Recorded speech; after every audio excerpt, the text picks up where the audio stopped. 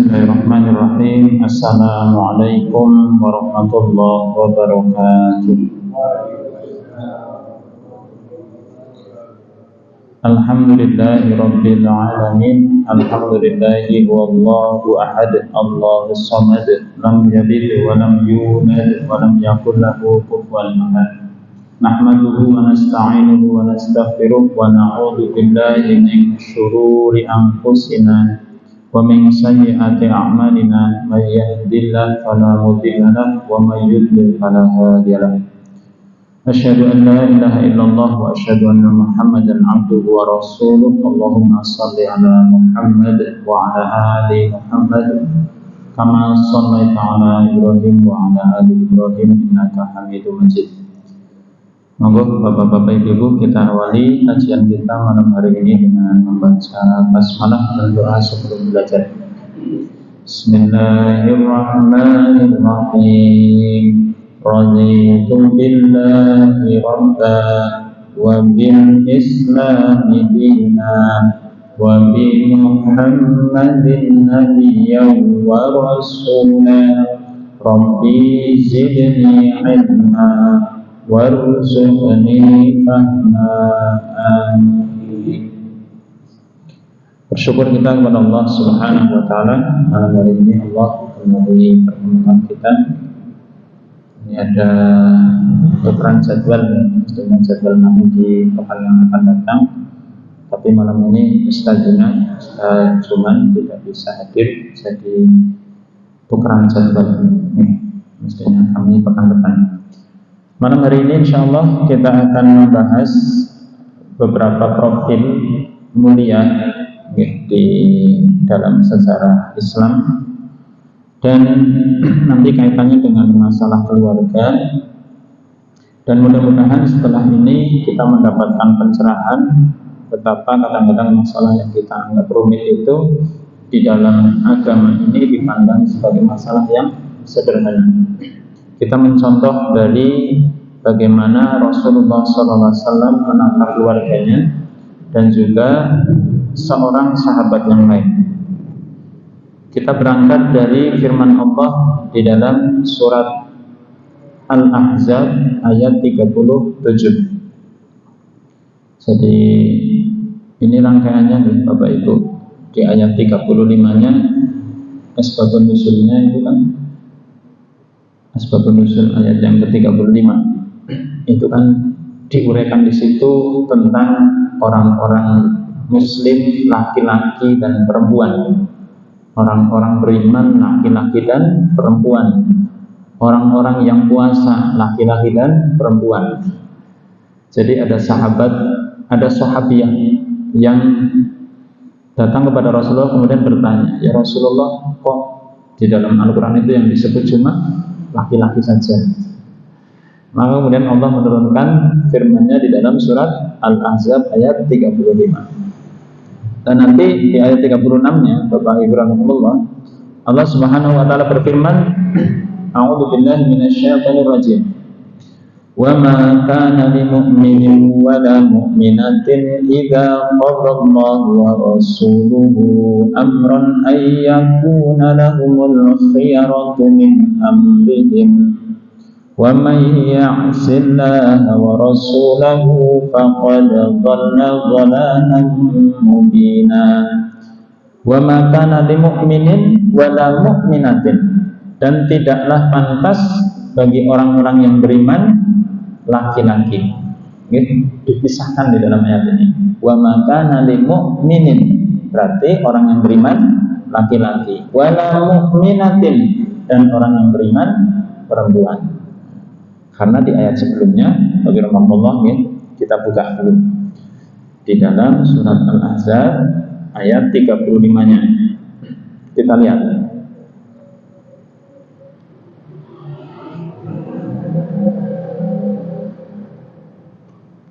Itu sebagaimana yang tadi kami sampaikan, bunyi ayatnya begini Bapak Ibu. Innal muslimina wal muslimati wal mu'minina wal mu'minat,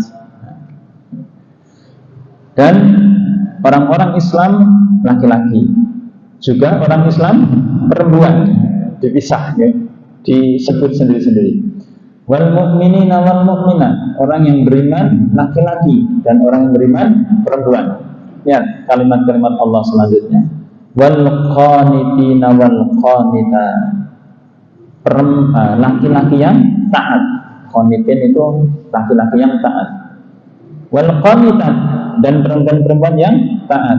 Was-shadiqina was-shadiqat. Apa?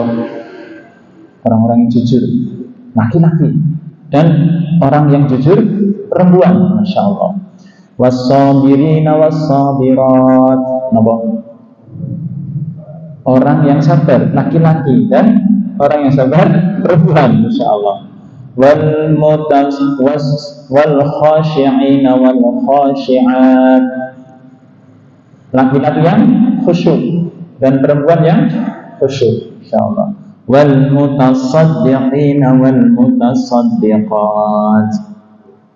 Apa bedanya as-sadiqin dan mutasaddiqat? Mutasaddiqin.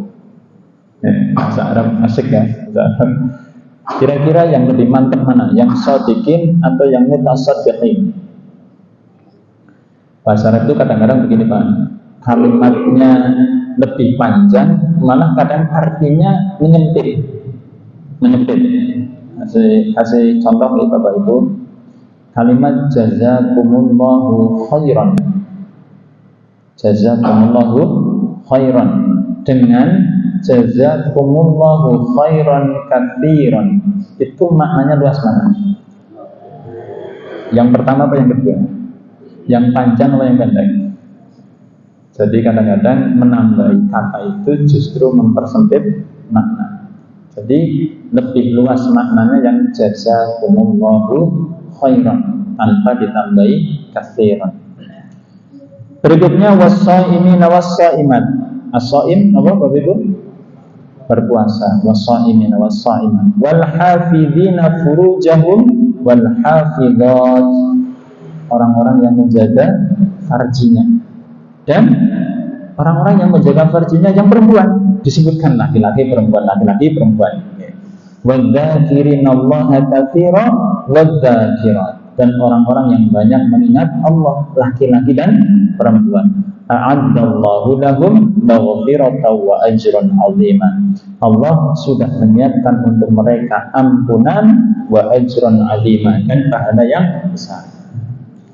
Maka di ayat ke-36-nya kembali diulang, wa ma kana lil mu'minin wa la mu'minatin, dan tidaklah pantas bagi orang yang beriman laki-laki dan juga orang yang beriman perempuan, idza qadallahu wa rasuluhu amran, jika Allah dan Rasulnya sudah menetapkan satu keputusan, apa yang tidak pantas Bapak Ibu? Ayyakuna lahumul khiyaratu min amrihim, mereka kemudian mengambil pilihan yang lain. Maksudnya apa? Jadi kalau Allah dan Rasulnya sudah menetapkan sebuah keputusan, maka tidak pantas bagi orang yang beriman, baik dia laki-laki ataupun perempuan, untuk mengambil pilihan yang lain. InsyaAllah. Wa may ya'sillaha wa rasulahu, barang siapa yang bermaksiat kepada Allah dan Rasulnya, faqad dhalla dhalalan mubina, faqad dhalla dhalalan mubina, maka sungguh dia dhalla dhalalan. Kalau bahasa Indonesianya gimana Pak? Gaya bahasa apa ini? Sesat dengan kesesatan yang nyata gitu. Ya. Ada istilah medit ya Pak. Medit, di atasnya medit apa? Kikir. Di atasnya lagi. Jadi ternyata ada sahabiyah yang dia menceritakan suaminya kepada Rasulullah. Kenapa diceritakan? Karena suaminya medit, dan meditnya sudah medit tingkat tinggi, syahid. Jadi di atasnya medit. Ternyata ada tingkatannya ya. Nah, di sini juga ternyata kesesatan itu ada tingkatannya. Faqad dhalla dhalalan mubina. Nah, Bapak rahmatullah, ayat ini latar belakangnya adalah peristiwa. Ada dua peristiwa di dalam tafsir Ibnu Katsir diterangkan gitu. Jadi, ya peristiwa yang pertama adalah ketika ada seorang gadis itu dilamar oleh Rasulullah SAW. Rasulullah punya sahabat namanya Julaibib.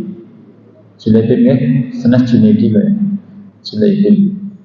Julaibib itu yang kalau hari ini ya, kalau dia pemuda tidak terlalu menyala, pemuda yang biasa saja gitu. Artinya uang ngarep ngepek mantu ya orang gimana ya? orang dia mengini gitu ya. Nah, kemudian satu ketika dia ditanya oleh Rasulullah SAW, Julaibib, aku pengen menikah ya? Lah, siapa yang belum sama saya? Gitu. Atau Julaibib, dan nanti saya carikan istri untukmu. Nah, terus Rasulullah tahu ada seorang sahabat yang punya anak gadis, kemudian dilamar. Aku melamar anakmu, wahai fulan. Si bapak udah seneng banget gitu. Yang melamar Rasulullah SAW, tapi ternyata untuk enggak, saya bukan melamar untuk saya, tapi saya melamar anakmu untuk Julaibib. Nah, si ayah ini kemudian langsung, oh kalau gitu nanti saya rembukan dulu sama ibunya. Ini sebetulnya Bapak Ibu dalam adat kita orang Jawa, kalau yang kayak gini diterima apa ditolak lamarannya? Jadi kalau ada seorang pemuda melamar seorang gadis, datang, Pak, ini bahasanya tanpa basa-basi. Pak, saya lamar anak jenengan. Terus bapaknya bilang begini, bapak si gadis, jangan nak, nanti ya, bukan jangan, nanti anak saya masih kuliah. Berarti lamarnya diterima apa ditolak? Lamarannya diterima apa ditolak? Itu ditolak, iya ditolak. Kalau lamaran diterima itu nggak usah kuliah, nggak usah alasan tuh. Kuliah jadi alasan nanti anak saya masih kuliah. Tapi omong-omong boleh nggak Pak menikahi gadis yang masih kuliah? Boleh, bener. Nggak boleh Pak ya? Iya, suruh pulang dulu. Masih kuliah dinikahi nggak boleh. Suruh pulang dulu ke rumah baru dinikahi. Sama dengan pertanyaan, boleh nggak menikah dengan orang sekampung, dengan gadis kampung gitu? Yang nggak boleh, batasnya cuma 4. Masa sekampung mau dinikahi semua? Bapak rahmatullah. Kemudian si ayahnya pulang cerita sama istrinya. Didengar oleh anaknya, anak gadisnya. Ini anak gadis yang luar biasa. Kalau dengan dapat mantu kayak gitu luar biasa. Gadis loh ya. Ketika dia mendengar cerita bapaknya bahwa Rasulullah melamar dirinya, dia itu langsung, siapa yang melamar saya wahai bapak, wahai ayah? Rasulullah. Loh, terus untuk siapa? Untuk Julaibib. Siapa yang melamar? Rasulullah. Ya sudah, terima saja. Untuk siapapun kalau yang melamar Rasulullah diterima saja. Ini udah gadisnya bukan ibunya. Karena apa? Ternyata si anak itu lebih memahami ayat ini. Jadi kalau Allah dan Rasulnya sudah menentukan pilihan, jangan ambil pilihan yang lain. Jadi kalau yang melamar saya itu Rasulullah, ngapain pilih yang lain? Terima saja. Bapak Ibu tahu nggak? Julaibib itu tidak lama menjadi suami. Dalam satu peperangan, kalau tidak salah peperangan Uhud itu Julaibib terbunuh syahid. Tapi barokahnya, jandanya itu didoakan oleh Rasulullah. Si gadis dia kemudian menjadi janda yang kaya dan paling dermawan, sugih banget. Masya Allah. Itu latar belakang yang pertama ayat ini. Yang kedua adalah peristiwa yang yang terjadi pada keluarga Rasulullah SAW.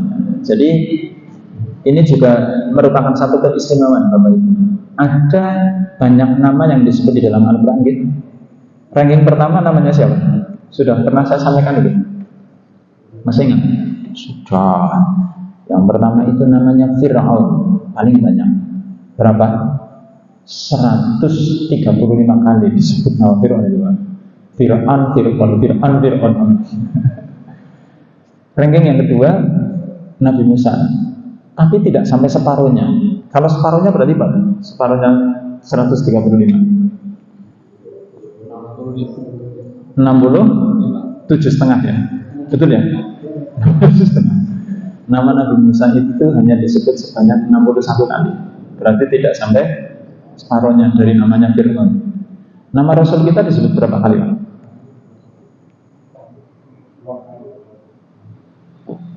Nama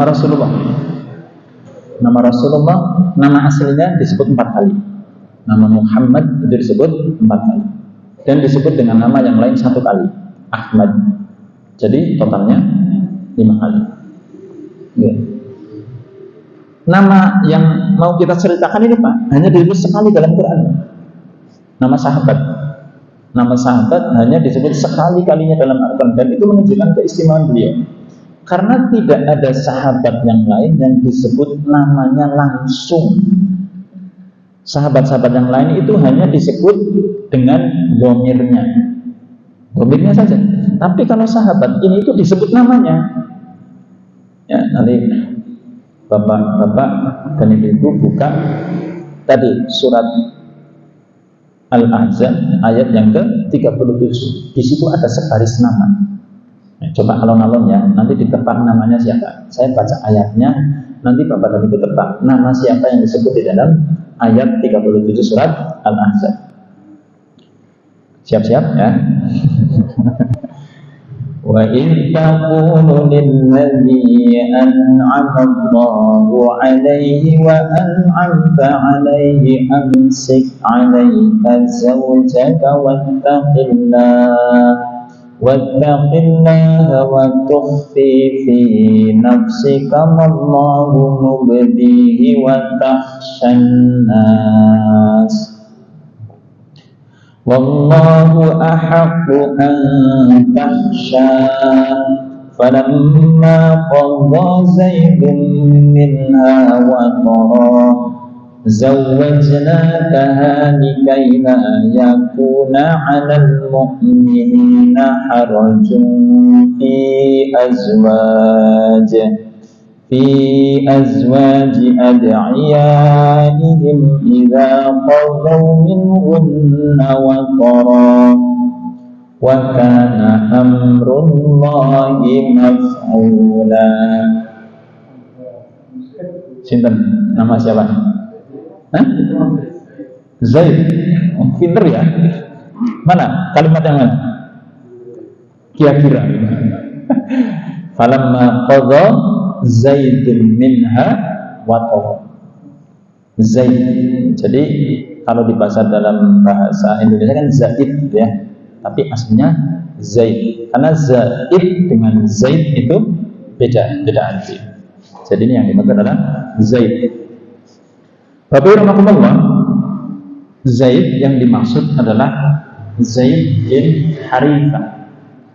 Karena ada 2 sahabat Rasulullah yang terkenal yang bernama Zaid. Yang pertama adalah Zaid bin Sabit, yang kedua adalah Zaid bin Harithah.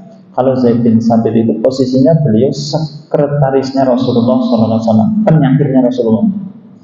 Jadi kalau hari ini ya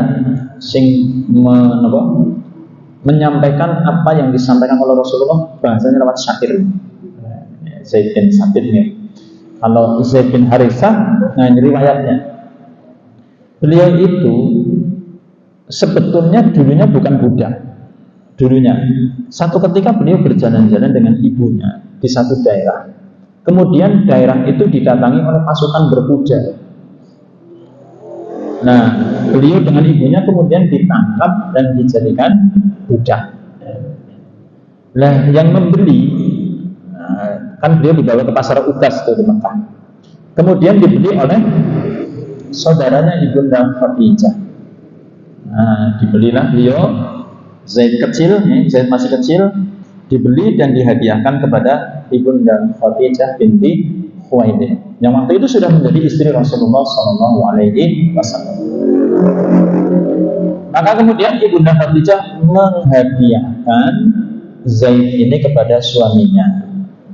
Kepada siapa? Rasulullah SAW, dan oleh Rasulullah dimerdekakan. Kisahnya begitu ya. Dan dianggap anak sendiri sampai nama belakangnya diganti. Tadinya Zaid bin Harithah menjadi Zaid bin Muhammad. Berarti istimewa enggak Bapak Ibu dalam kedudukan keluarga Rasulullah? Oh, sangat istimewa. Sangat istimewa. Nah, panggilan Zaid bin Muhammad ini kemudian ditegur oleh Allah di dalam surat Al-Ahzab ayat yang ke-5. Ayat yang ke-5. Allah Subhanahu wa taala berfirman di ayat yang ke-5, nggih, ud'uuhum li'abaihim. Panggilah mereka dengan nama bapak-bapak mereka. Siapa yang dimaksud? Zaid bin Muhammad. Zaid bin Muhammad, karena bin Muhammad itu enggak benar karena dia bapaknya bukan Muhammad. Maka setelah itu tadinya kan diumumkan bahwa ini Zaid bin Muhammad. Setelah turun ayat ini kemudian diumumkan lagi kembali menjadi Zaid bin Harithah. Tapi kedudukannya kan tetap sebagai anak angkat Rasulullah kan. Kedudukannya tetap istimewa.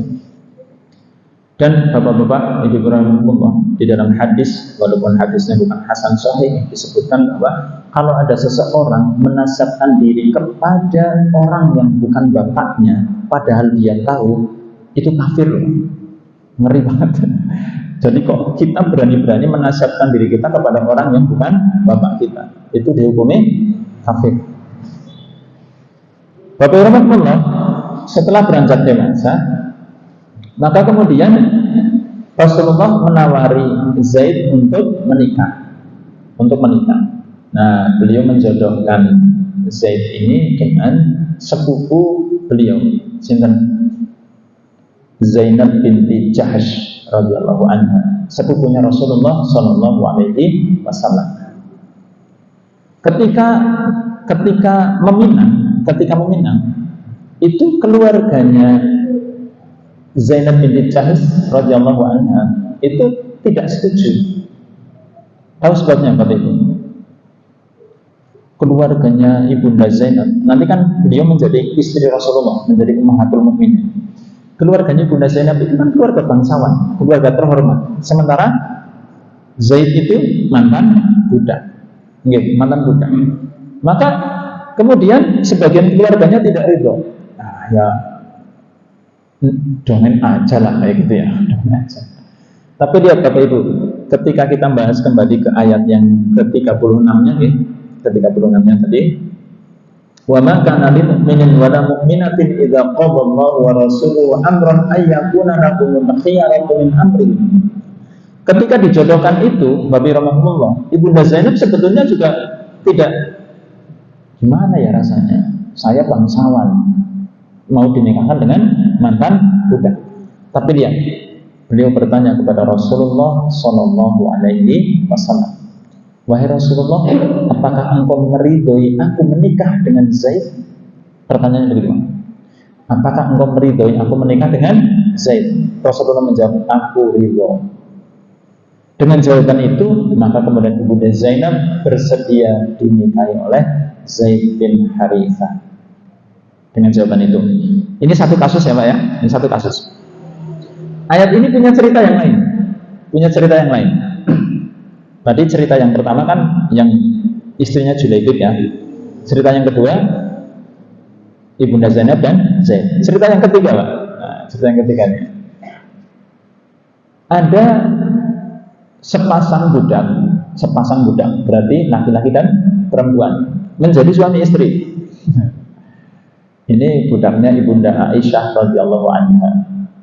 Nah, satu ketika Ibunda Aisyah memerdekakan yang perempuan, istrinya itu dimerdekakan. Suaminya enggak. istrinya. Setelah berstatus merdeka, itu kan si istri boleh memilih meneruskan rumah tangganya dengan suaminya yang sekarang atau berpisah karena statusnya sudah berbeda. Coba bapak-bapak ibu ngomong, ini kisah cinta yang bertepuk sebelah tangan. Saya kalau membaca juga merangsa gitu. Saya membayangkan jadi suaminya gitu. Karena begini, setelah si istrinya itu diperdekakan, dia memilih untuk berpisah dengan suaminya. Padahal suaminya itu cinta berat, Pak. Jadi diceritakan di dalam sejarah, si suami ini kemana-mana ngundit istrinya yang sekarang sudah merdeka. Si istrinya namanya Barirah, suaminya namanya Mughis. Rasulullah kan orangnya sangat sensitif hatinya ya, Pak. Lihat gitu kan beliau pun terangsang. Maka beliau bersabda kepada Barirah, wahai Barirah, kamu nggak kasihan tuh sama Mughis? Dia kemana-mana ngikutin kamu, gitu kan? Lihat pertanyaannya Barirah kepada Rasulullah hampir sama dengan pertanyaannya Ibunda Zainab kepada Rasulullah. Pertanyaannya bagaimana? Ya Rasulullah, engkau itu menganjurkan saya atau memerintah saya? Jadi kepada Mughis itu Rasulullah itu menganjurkan, cuma saran atau perintah?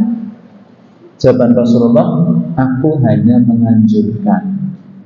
Maka Barirah menjawab, kalau hanya menganjurkan, aku memilih berpisah dengan suami saya. Tadi ya, Ibunda Zainab bertanya kepada Rasulullah, ya Rasulullah, apa kamu meridhoi pernikahanku dengan Zaid? Artinya ridhonya Rasulullah berarti perintah. Bapak Ibu bisa memahami kasusnya? Yang kedua, kasusnya Barirah dan Mughis, Rasulullah hanya menganjurkan. Nah, Bapak Rahmatullah, kita kembali kepada kisah Ibunda Zainab dan Zaid. Kemudian singkat cerita mereka pun kan menikah gitu. Tapi kita bisa menebak sebuah rumah tangga yang tidak sekufu, satunya bangsawan, satunya mantan budak. Maka rumah tangga mereka itu tidak harmonis. Berbeda dengan rumah tangganya Rasulullah Shallallahu Alaihi Wasallam. Kemarin kan viral ya, ada salah satu calon wakil gubernur mengatakan itu beliau janda-janda kaya di Jakarta menikahi pemuda pengangguran, sebagaimana Ibunda Khadijah menikahi Muhammad, kan gitu. Wah, rame kan? Rame. Ya jelas rame karena posisinya beda, Pak. Bapak-bapak terima kalau Rasul kita dianggap pemuda pengangguran? Enggak. Tapi beliau itu kan posisinya karyawannya Ibunda Khadijah kan? Ya kan? Bawa dagangannya, tapi akhlaknya berbeda dengan karyawan-karyawan yang lain, begitu kira-kira. Sampai-sampai diceritakan cerita yang disampaikan kepada Ibunda Khadijah itu ada ya pemuda kayak gini, dagang, jujur, ditunjukkan ini barang cacat, ini enggak, harganya sekian, enggak ada yang disembunyikan gitu kan. Iya. Sampai kemudian yang naksir dulu itu siapa sih? Dalam pernikahannya Ibunda Khadijah dan Rasulullah itu yang naksir dulu siapa? Ini ngikutin nggak kisahnya? Itu Ibunda Khadijah kirim utusan kepada Muhammad muda waktu itu, sama nawari, berminat menikah enggak? Gitu. Ada loh wanita yang ingin menikah dengan kamu. Siapa? Ya pendek ya juraganmu dewek gitu. Posisinya kan beda lah. Ini janda kaya disuruh menikahi pemuda pengangguran, yang ini janda kaya juga, tapi menikahi siapa? Oh, ini pemuda, bukan pemuda pengangguran, ini pemuda berprestasi ya. Nah, Bapak-bapak, perbedaan antara kasus pernikahannya Ibunda Zainab dengan Sayyidina Zaid dengan Rasulullah dan Ibunda Khadijah kan sama-sama nih yang satu bangsawan, yang satu kira-kira ya cuman yang satu bekas budak, yang satu karyawannya gitu ya. Itu yang ini nggak bisa turun, yang ini nggak bisa naik. Jadi Ibunda Zainab tidak bisa kemudian sumeleh gitu ya, merendah sedikit. Yang ini juga minder karena istrinya itu bangsawan. Akhirnya ya bisa ditebak. Nah, sementara yang ini Ibunda Khadijah ketika sudah menjadi istri Rasulullah SAW, beliau menyerahkan seluruh hartanya kepada Rasulullah untuk dikelola. Dan turun, kemudian Rasulullah naik, jadi seimbang. Begitu nih, Bapak Ibu. Nah, terus Sayyidina Zaid ini kan posisinya sangat disayang, anak lah ya, anak angkat. Maka beliau mengajukan perihal rumah tangganya kepada Rasulullah Shallallahu Alaihi Wasallam, mengajukan, ya Rasulullah, rumah tangga saya kok gini banget ya, nggak ada harmonis, nggak ada nyamannya, gitu kan. Terus Rasulullah bersabda, Zaid, sebagaimana dikisahkan di dalam ayat 37, Bapak Ibu, Zaid, tahan istrimu, sabar ya, dan takutlah engkau kepada Allah, bertakwalah engkau kepada Allah. Lihat Bapak Ibu, ayatnya bunyinya, kita resapi kata demi kata. Wa ittaqulu lilladzi an'ama Allahu 'alaihi, dan ingatlah ketika engkau mengatakan kepada orang yang telah diberi nikmat oleh Allah, wa an'amta 'alaihi, dan telah engkau beri nikmat juga. Sudah diberi nikmat oleh Allah, juga diberi nikmat oleh Rasul. Maksudnya gimana Pak? Yang dimaksud Zaid, diberi nikmat oleh Allah maksudnya apa? Apa nikmat Allah yang paling tinggi Bapak Ibu? Iman kan? Iman Islam kan? Terus apa nikmat yang diberikan oleh Rasul kepada Zaid? Apa? Dibebaskan dari statusnya menjadi budak. Sudah ada? Belum? Masih 10 menit kan ya? 8 menit lagi. So, ini saya bagi jadi 2 episode lah, tenang aja. Karena nggak satu episode. Kemudian Allah, beliau berkata begini kepada Zaid, wa ittaqulu lilladzi an'ama Allahu 'alaihi wa an'amta 'alaihi, dan ingatlah ketika engkau itu mengatakan kepada orang yang telah Allah beri nikmat dan telah engkau beri nikmat. Apa yang dikatakan oleh Rasulullah? Amsik 'alaika zaujaka, tahanlah istrimu. Tahan istrimu, sabar. Kamu ngadepi istri yang kayak itu sabar. Terus wattaqillah, dan bertakwalah engkau kepada Allah. Wa tukhfi fi nafsika ma Allahu mubdi, dan kamu itu menyembunyikan sesuatu yang Allah akan tetapkan buatmu. Jadi kenapa Rasulullah mengatakan Zaid, tahan istrimu, bertakwalah engkau kepada Allah? Bapak Ibu tahu sebabnya?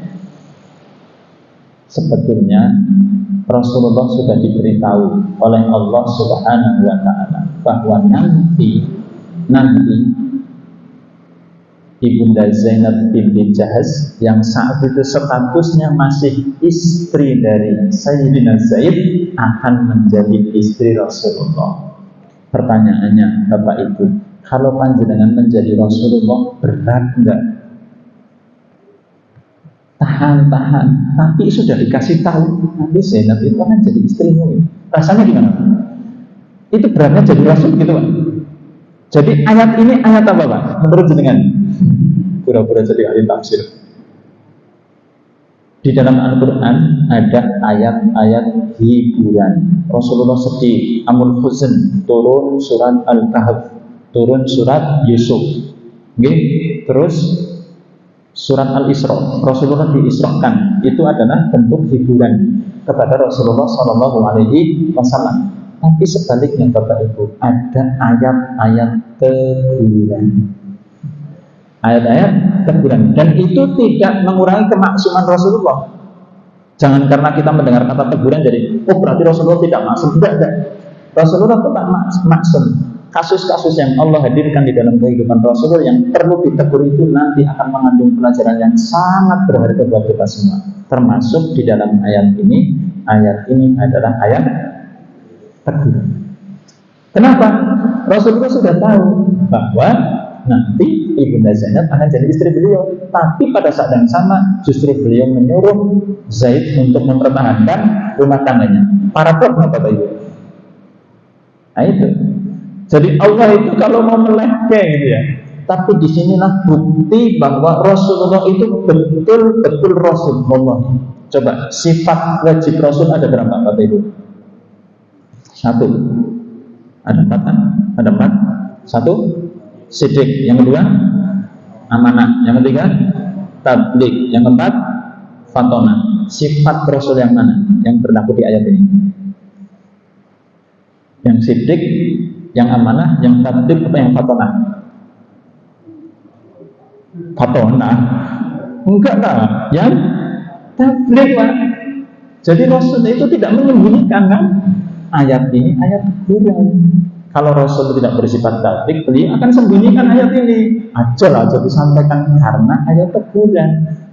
Saya kan dulu pernah sampaikan, coba Bapak Ibu berbuat kesalahan, kemudian disuruh bikin telekonferensi pengumuman kepada seluruh jamaah Masjid Baitul Jannah untuk mengumumkan kesalahan yang jenengan lakukan. Mau apa tidak? Lupa. Bu, kalau jenengan baca surat Abasa wa Tawalla, isinya apa? Hiburan? Enggak. Teguran? Iya. Untuk siapa? Rasulullah Sallallahu Alaihi Wasallam. Kalau beliau tidak bersifat tabligh, ayat itu nggak akan disampaikan untuk kita, Pak. Coba orang kalau baca Abasa wa Tawalla, baca asbabun nuzulnya, Rasul lagi ditemui sama pembesar-pembesar Quraisy, tiba-tiba datang Abdullah ibn Umi Maktum. Setelah itu beliau berwajah masam. Iya kan? Ayat ini juga begitu, Pak. Ya Allah, kebayang menikahi bekas istri anak angkat. Apa ya kata orang ya? Kalau bahasa kita apa kata dunia gitu. Makanya beliau kemudian bersabda kepada Sayyidina Zaid, tahan istrimu, takutlah engkau kepada Allah. Kan gitu Bapak Ibu. Dan kemudian setelah tadi falamma qada Zaidun minha watara, maka setelah Zaid menunaikan keperluannya, zawwajnakaha, maka kami nikahkan engkau dengan Zainab. Kan gitu ceritanya kan begitu. Oke Bapak Ibu, nanti apa hikmah yang terkandung dari ayat ini insya Allah kita sampaikan di pertemuan berikutnya. Nih kita selesaikan sedikit. Di sini ada kalimat watakhshannas, dan engkau itu takut kepada manusia. Coba Rasul ditegur seperti itu Pak. Maksudnya vulgarnya loh. Menyembunyikan sesuatu yang Allah sampaikan karena apa alasannya? Watakhshannas, karena engkau itu takut kepada manusia. Wallahu ahaqqu an takhsha, padahal Allah itu lebih berhak untuk engkau takuti. Luar biasa Pak. Ayat ini disampaikan kepada Rasul kita, Rasulullah Sallallahu Alaihi Wasallam. Kalau beliau tidak bersifat tabligh, menyampaikan apa yang datang dari Allah, yakin Pak, ayat ini disembunyikan. Vulgar banget neburnya. Watakhshannas, kamu takut kepada manusia. Wallahu ahaqqu an takhsha, padahal Allah itu lebih berhak untuk engkau takuti. Dan Bapak Ibu bisa ditebak ketika betul-betul terjadi pernikahan antara Ibunda Zainab dan Rasulullah, apa komentar masyarakat waktu itu Pak? Muhammad mantan bojone anak dewek tuh, kira-kira kan begitu kan? Ya, kira-kira kan begitu. Ya, saya kalau bayangan ayat Pak, beratnya menjadi seorang Rasul, harus menyampaikan sesuatu terkait dirinya sendiri. Nanti coba Pak di surat At-Tahrim, awal surat At-Tahrim kan begitu. Ya ayyuhan nabiyyu lima tuharrimu ma ahallallahu lak. wahai Nabi, kenapa engkau mengharamkan sesuatu yang Allah halalkan bagimu? Tujuannya apa? Ya ayyuhan nabiyyu lima tuharrimu ma ahallallahu lak tabtaghi mardhata azwajik. Hanya karena kamu ingin istrimu ridho. Vulgar enggak Pak tegurannya? Vulgar sekali. Tapi Rasulullah tetap sampaikan. Ya. Insyaallah pelajaran-pelajaran berharga yang Allah sampaikan di dalam ayat ini akan kita sampaikan di pertemuan selanjutnya. Mudah-mudahan Allah berikan waktu untuk kita semuanya. Aku lupa lihat wastaghfiru innahu ghafurur rahim. Kita akhiri dengan hamdalah dan doa kafaratul majlis. Alhamdulillahirabbil alamin. Subhanakallahumma wa bihamdika asyhadu an la ilaha illa anta astaghfiruka wa atubu ilaik. Kurang lebih mohon maaf. Wassalamualaikum warahmatullahi wabarakatuh.